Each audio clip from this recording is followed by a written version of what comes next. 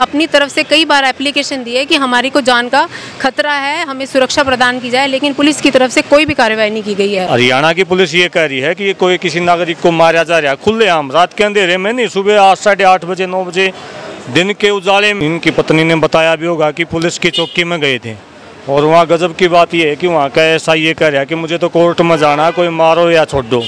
एक बहुत बड़ी खबर सामने नजर आ रही है, जी हाँ, जो शायद आपके दिल को भी दहला सकती है, क्योंकि बात कर लूं मैं प्रहलाद सिंह भारू खेड़ा की, जो कि संयुक्त किसान मोर्चे का अगर मैं कहूं नेता माना जाता है, उसके ऊपर आज जानलेवा हमला किया गया है। जी हाँ, लगभग सुबह 9 बजे का टाइम था जब उनके ऊपर हमला किया जाता है। फायरिंग ताबड़तोड़ होती है, इसके साथ साथ उनके दोनों पैरों पर हमला किया जाता है और काफी तरह का जो है उनको इंजरी है, जिसकी वजह से हॉस्पिटल में दाखिल करना पड़ा। लेकिन अभी हालत जो है काफी नाजुक है। फिलहाल पूरी बातचीत कर लेते कि आखिरकार ऐसा क्या हुआ था, कौन सी ऐसी पहले रंजिश थी और किसने वार किया, ये बात। यहीं पर आसपास के लोगों ने मुझे फ़ोन किया कि 1229 हमारी गाड़ी का नंबर है और वहाँ एक आदमी अधमरी हालत में पड़ा है।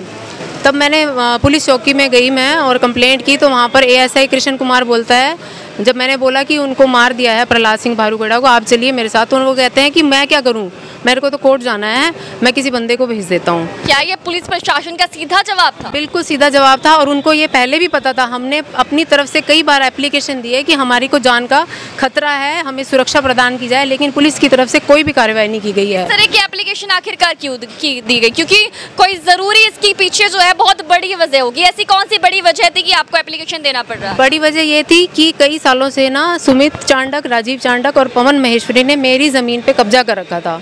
तो प्रहलाद सिंह भारू खेड़ा से मैंने शादी की थी 2015 में। उसके बाद से उनको ये रंजिश हो गई और जब भी वो खेत पे जाते थे हमेशा मार पिटाई करते थे। हमारे खेत से उन्होंने पहले पेड़ चुराए, सामान चुरा के ले गया, उसकी कंप्लेंट हमने पुलिस को की। फिर मेरे बेटे मनुष्य व महेश्वरी को भी पिस्तौल से दिखा के धमकी दी है कि मैं तेरे को जान से मार दूंगा। प्रहलाद सिंह भारू खेड़ा जब भी जाते थे उनको हमेशा जान से मारने की धमकियाँ दी है। हमने पुलिस प्रशासन को कई बार जाके रिक्वेस्ट की है कि हमारे को सुरक्षा दी जाए, क्योंकि हमें जान का खतरा है। और देखिए आज ये वही हुआ है। मेरे पति बिल्कुल अधमरी हालत में पड़े हैं। अभी पता नहीं है कि डॉक्टरों ने कुछ नहीं कह रहे हैं, कहते हैं अभी सीटी स्कैन होगा, ये सब होगा। उनके पूरे दोनों पैर तोड़ दिए गए हैं, हाथ तोड़ दिए गए हैं, सिर पे भी चोट आई और छाती पे भी चोट आई है। आज सुबह जब वो 8:30 बजे के आसपास घर से निकलते हैं तो क्या कोई आशंका जताई जा रही थी कि आज ऐसा कुछ होने वाला है? बिल्कुल, हमारे घर के सामने सीसीटीवी कैमरा लगे, हम बाहर ही बैठे थे। एक ब्लैक कलर की गाड़ी थी, जब ये मेरे हस्बैंड प्रहलाद सिंह भारू खेड़ा गाड़ी लेके निकले तो वो गाड़ी उनके पीछे लगी हुई थी और उसमें 2 लड़के थे। जैसे ही वो खेत के नज़दीक पहुंचने लगे, एक ट्रैक्टर के द्वारा उनका रास्ता रोका गया और एक पीछे गाड़ी ने रोक लिया और 10 बंदों ने पहले फायरिंग की है और उनको गाड़ी में से बाहर निकाल के पहले लेफ्ट साइड वाले कंडक्टर साइड और ड्राइवर साइड से बेसबॉल के डंडे मार के उनको घायल किया और दो बंदों ने उनको गले से खींच के बाहर निकाल के उनके हाथ, पैर, सिर और छाती, टांगों सब पे जोरदार हमला किया। फायरिंग करने के बाद किस तरह की गोली भी उनके शरीर में लगी है? वो अभी प्रहलाद सिंह भारू खेड़ा जब होश में आएंगे तभी बयान दे पाएंगे। उनके साथ क्योंकि कोई नहीं था, वो अकेले थे। वो अकेले निकले? क्या वो रोज इसी तरह से निकलते थे या आज पहला? बिल्कुल रोज निकलते थे और कई दिनों से ऐसा लग रहा था कि उनका कोई पीछा कर रहा है, लेकिन हमें इतना अंदेशा नहीं था कि ये सब हो जाएगा।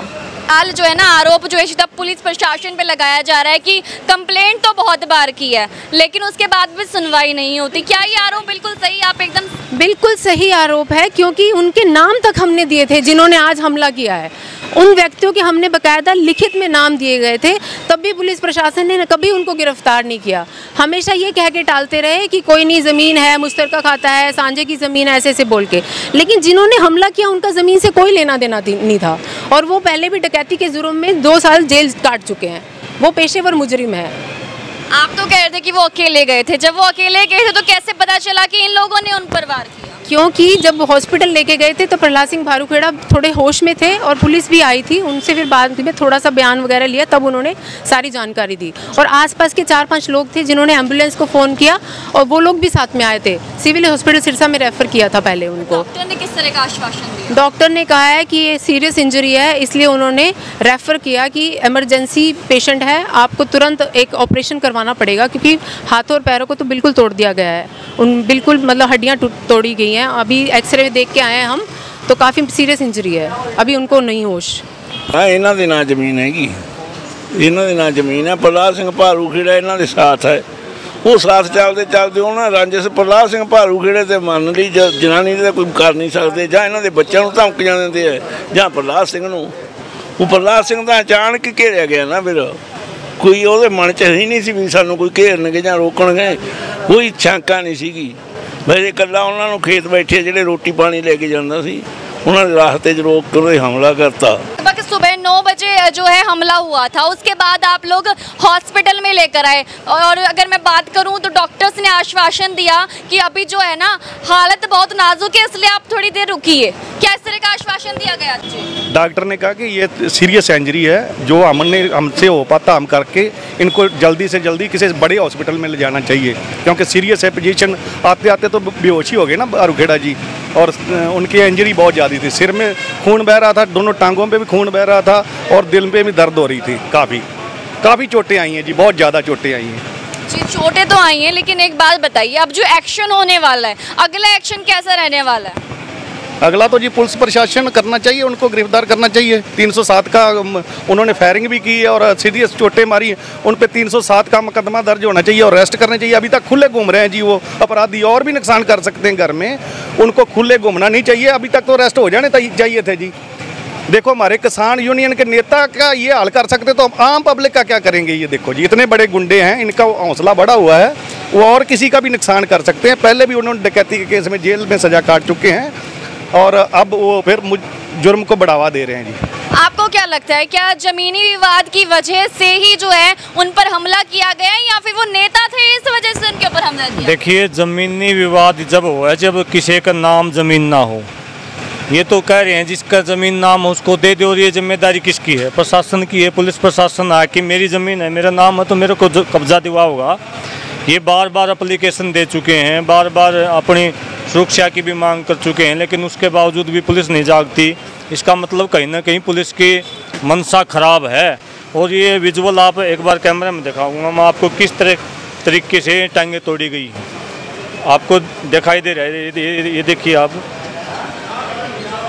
ये देखिए, इसकी हालत देखिए आप। ये लाइव तस्वीरें में आप लोग देख सकते हो, जो इस वक्त लाइव तस्वीरें आपको नजर आ रही है, शायद दिख रहे होंगे इन तस्वीरों में जो है लाइव आपको दिखाई जा रही है, कितना खून जो है बह चुका है। वो अलग बात है, तस्वीर थोड़ी सी ब्लर है, आपको नजर नहीं आ रही होगी, लेकिन सीरियस जो है ये देखिए, एक तस्वीर आपको इस तरफ भी नजर आ रही होगी जो शायद थोड़ी बहुत ब्लर की गई है खून की वजह से, क्योंकि कुछ गाइडलाइंस है जिसे हमें भी फॉलो करना पड़ता है। लेकिन इस तरफ जो है ना आप तस्वीर देख सकते हैं, जूम करके मैं आपको दिखा सकती हूँ, हालत देख लीजिए कितनी नाजुक है, और सभी डॉक्टर्स जो है लगातार कोशिश कर रहे हैं किसी तरह से इन्हें सेफ किया जा सके। देखिए, प्रहलाद सिंह भारूखेड़ा हमारा साथी है, किसान और मजदूर की सालों से लड़ाई लड़ रहा है, और न्याय के लिए लड़ाई लड़ता हमेशा।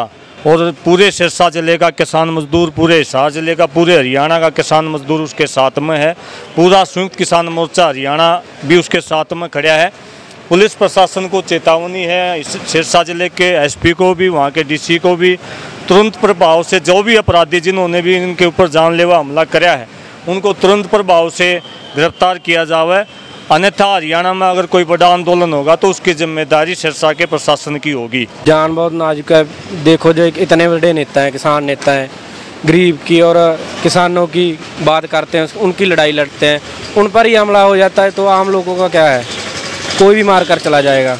जैसे इनको भी मार कर ही चले गए थे वो, तो इनकी जान कह सकते हैं ना कि क्या पता किसान की बात करूं या ये कहा जाए जो आम व्यक्ति है उनका घर से निकलना बंद कर देना चाहिए।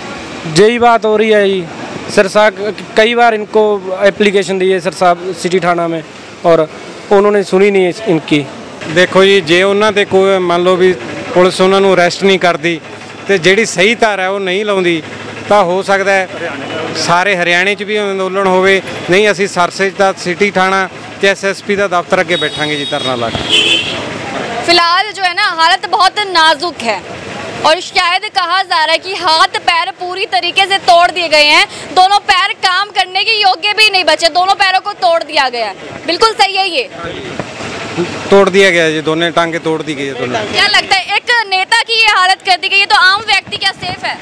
आम व्यक्ति का फिर ये हो गया जी, हुण गुंडागर्दी का राज है, गुंडियां का राज है। सरकार नूं भी ये देखना चाहिए, सरकार की शायद या प्रशासन की शायद उन्होंने ये काम किया होगा, नहीं तो मेरा दिल कि मेरे ਕਿਵੇਂ ਮੈਂ ਕਿਸੇ ਦੀਆਂ ਲੱਤਾਂ ਬਾਹਾਂ ਤੋੜ ਸਕਦਾ ਇੰਨੇ ਨਿਰਦयीपुणे ਨਾਲ जी। ਜਿਹੜਾ ज़मीनी विवाद है वो एक अलग बात है, वो इनकी ज़मीन है। जैसे भी प्रशासन को जो भी सही लगता है, जिसके नाम है उसको दे देते, प्रशासन करवा देता। अभी तक प्रशासन ने ये बात भी नहीं करवाई भी जिसकी ज़मीन है उसको मिल जाए। हम भी यही बात कर रहे हैं भी जो कानूनी रूप से सही है वो प्रशासन अब भी उसको न्याय दिलाए। और जो भी ये गुंडागर्दी है ये बहुत घटिया काम है जी। जब इन पर इतना बड़ा हमला हो गया तो हमारे जैसे लोगों का क्या है जी? हमारे को तो कभी भी कोई मार सकता है। सूचना कैसे मिली? सूचना मिलते ही आपका क्या रिएक्शन रहा? देखिए, सूचना पहले तो इनके परिवार को मिली थी और इनकी पत्नी ने बताया भी होगा कि पुलिस की चौकी में गए थे। और वहाँ गजब की बात यह है कि वहाँ का ऐसा ये कह रहा है कि मुझे तो कोर्ट में जाना है, कोई मारो या छोड़ दो।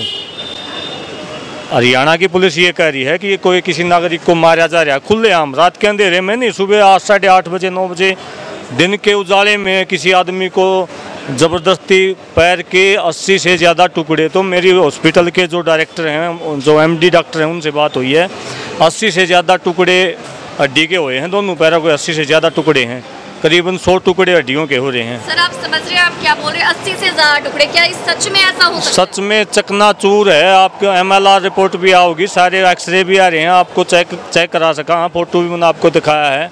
80 से ज़्यादा टुकड़े हाथ और पैर दोनों के दोनों पैर दोनों हाथ जो है तोड़ के उनको एक तरीके से जिंदा लाश है। वो बचा या ना बचा उसका भी ये परमात्मा का भरोसा है।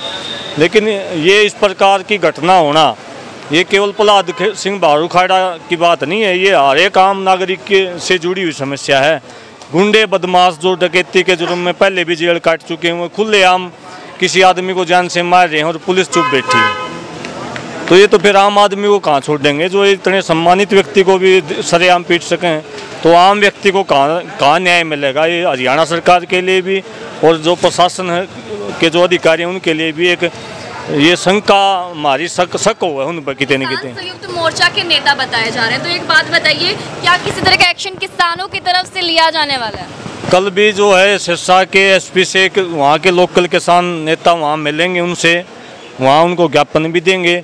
अगर कल उनकी गिरफ्तारी नहीं होती है, क्योंकि मैं भी संयुक्त किसान मोर्चा का एक सदस्य हूँ, कल उनकी गिरफ्तारी नहीं होती है तो पूरे हरियाणा का संयुक्त किसान मोर्चा पूरे हरियाणा में भाई प्रहलाद सिंह भारूखेड़ा के साथ खड़ा होगा। और इसकी जिम्मेदारी अगर गिरफ्तारी नहीं होती तो यहाँ सिरसा के प्रशासन की होगी। अन्यथा उनका काम है, जिनके नाम इन बता दिए भाई ये नाम है, फोटो विजुअल भी आ रहे हैं, पहले से भी बहुत सारी दरखास्तें जारी हैं, इन्होंने सब पता वहाँ के सिरसा के प्रशासन को। जल्दी से जल्दी गिरफ्तार करें उनको। और जिसकी ज़मीन है, मैं ये नहीं कहता कि किसकी प्रहलाद की है किसकी ज़मीन है, जिसकी ज़मीन है, फर्द कागज बोल रहे हैं, जिसकी ज़मीन है, अगर इनकी पत्नी की ज़मीन है तो इनको दे दी जावे, अगर किसी दूसरे की ज़मीन है तो उनको दे दी जावे। लड़ाई किस बात की है? लेकिन ज़मीन जो हमने जो देखा है, ज़मीन इनकी धर्मपत्नी का नाम ज़मीन है। ये जायज़ लड़ाई लड़ रहे हैं, न्याय की लड़ाई लड़ रहे हैं, इनको न्याय मिलना चाहिए। और इस न्याय की लड़ाई में हम भाई के साथ तन मन धन से हैं, चाहे हमने अपनी जान देनी पड़े, लेकिन भाई के साथ हम न्याय नहीं होने देंगे। जी शुक्रिया। फिलहाल इस वक्त जो है हम निजी अस्पताल के बाहर मौजूद है, जहां पर उन्हें एडमिट किया गया है। बताया जा रहा है हालत बहुत ख़राब है, ज़िंदगी और मौत के बीच में जूझते हुए नजर आ रहे हैं। लेकिन आखिरकार आगे क्या होने वाला है ये तो MLR कटने के बाद और जो अभी आगे जो खबर आएगी, अगली जो अपडेट रहेगी, मैं आपको लगातार देती रहूँगी, उसके थ्रू जो है आपको पता चलता रहेगा। खैर बने रहिए HR20 न्यूज़ के साथ, लाइव तस्वीरें मैं आपको लगातार देती रहूँगी।